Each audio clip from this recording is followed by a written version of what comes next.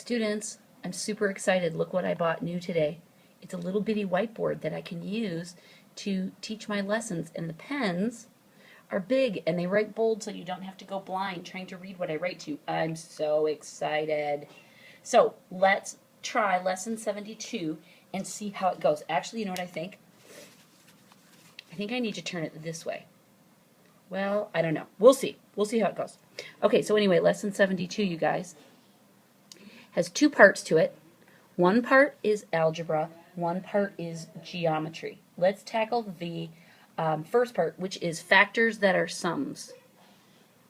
That sounds hard, but you'll see it's not so bad.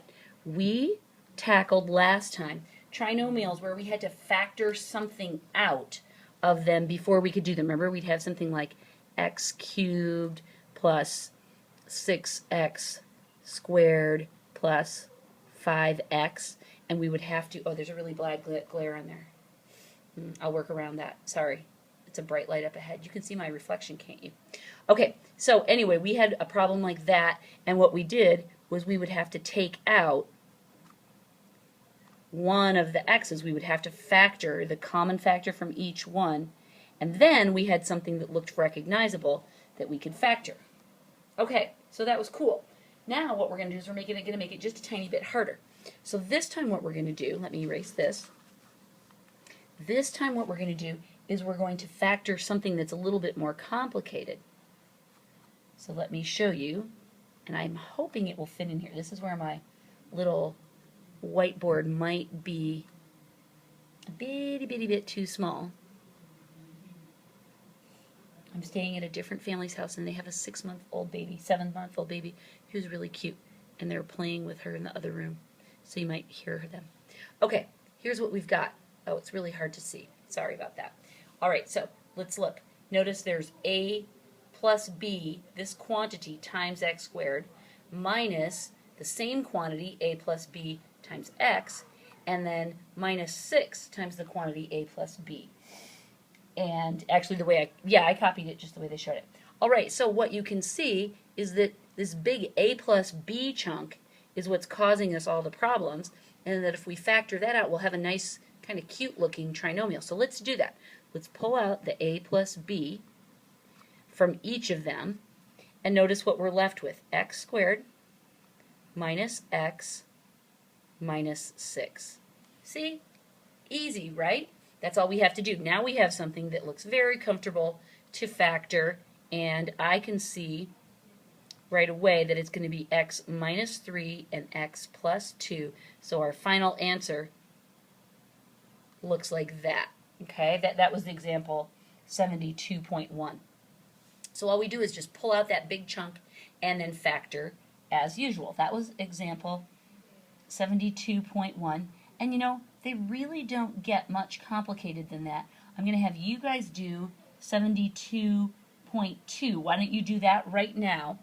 Okay, you do 72.2, and then come back and I'll give you a little, pause me right now, do 72.2, then come back and I will do 72.3. I'll give you a little hint on that. Okay, go do the problem. Come back when you're done.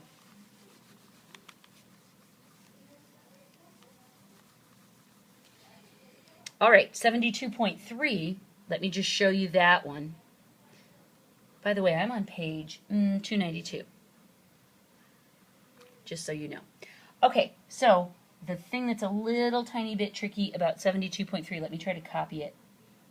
M times the quantity x minus 1. These pens are just a little bit too fat, aren't they? Because I can't fit everything in. Plus 7mx times the quantity x minus 1. I can hear them playing with the baby. It's really cute. Plus, I'll just write it in 2 lines. 10m times the quantity x minus 1. Okay, so this one looks harder. It's messier. But again, just look for what is the common factor in each one. And you can see that even though it's not neatly arranged the same way, m times the quantity x minus 1 is what's causing the problems in each one of those 3 terms. See how I've underlined it? I'm just barely squeezing this in on my screen. So if we factor all those out, m times the quantity x minus 1, and then rewrite what's left, we'll have x squared plus 7x plus 10, right? Scooching up.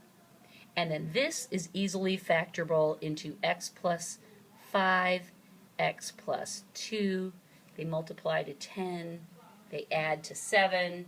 Good to go. And then to finish it off, we must make sure to bring this part down along, because that part that we factored out is part of the final problem there. Okay, so that's our final answer. Okay? Awesome. All right, let's take a quick look at 72.b, which is the geometry part of this, and it's about pyramids and cones. Now, here's the thing. Whenever we're doing these geometry problems, as you know, we have to memorize some formulas, and we have to break things down so that we can understand them.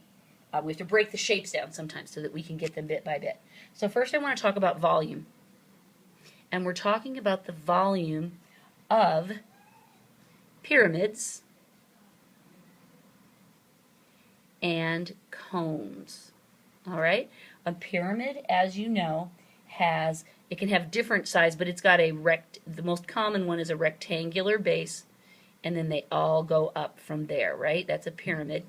And then what's different about a cone is that it's got a circular base, and it goes up. All right?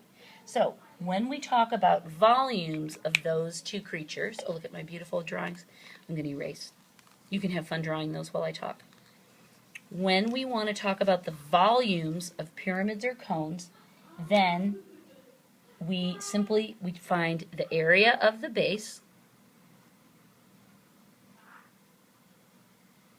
and we multiply it by the height, and then we multiply it by, you can either think of it as multiplying it by 1/3 or dividing it by 3. All right? There is your formula. You need the area of the base times the height divided by 3. All right? Copy that down into your notes. Put it on your data card, your data card if you've got one, and commit it to memory. All right, let me erase so we can do an example. Let's do example 72.4. Ooh, I just pulled my whole pen apart. Whoa, did you see that? It's dramatic. Oh my gosh. Okay, that's because I'm pulling on the wrong part. What the heck, you guys? Let me switch colors. I'll go to blue. Okay, so example 72.4 on page 294 says, find the volume of this right rectangular pyramid. So we've got this groovy pyramid. Looks kind of like this. Boom, boom, boom, boom. That's a little sloppy, but you get it. And then we see that from the top down to the ground, or by the ground I mean the floor of the pyramid, that part is 8 inches. This side is 9 inches. This side is 7 inches. So our first step is to find the area of the base, which is this. I'm dotting it to sort of find it. We find the area of the base by multiplying, right? The area of the rectangle equals 7 times 9, which equals 63, right? Area of the base is 63 units. It's inches, yes, I've got that down there. Okay, and then we multiply that by the height. 63 is the area of the base times the height, which is this.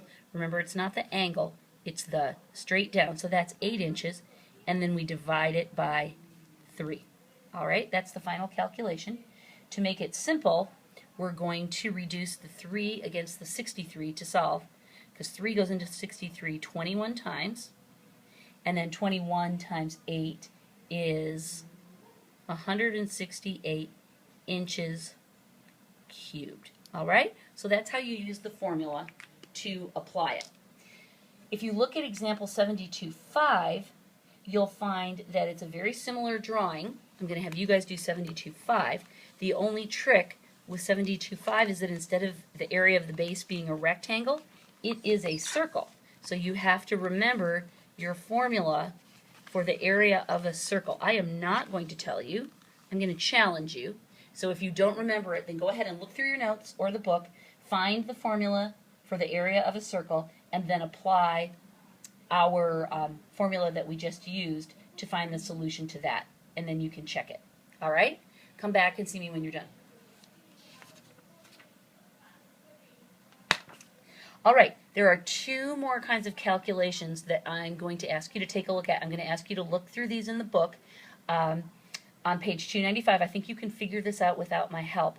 Take a look on 295 at example 72.6. You'll see that this time we're finding the surface area of a, let's see, it goes this way. It goes like so. And we're finding the surface area, not the volume, but the surface area. So what you have to do is break this down into the 4 triangles that are all exactly the same. You have to find the area of each triangle, and then you have to find the area of the rectangle that's at the bottom. So I have complete confidence that you guys can do that. You'll need to know the formula for the area of a triangle, but we've done that many times, so you can figure that out. So that's example 72.6. And then I want to spend just a minute talking about the last example, which is 72.7, because that's just a little bit different. When we're looking at a cone and we want to find the lateral surface area, we use a slightly different formula. To find the lateral surface area,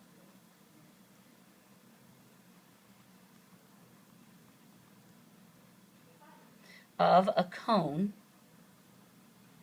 of the top part of the cone,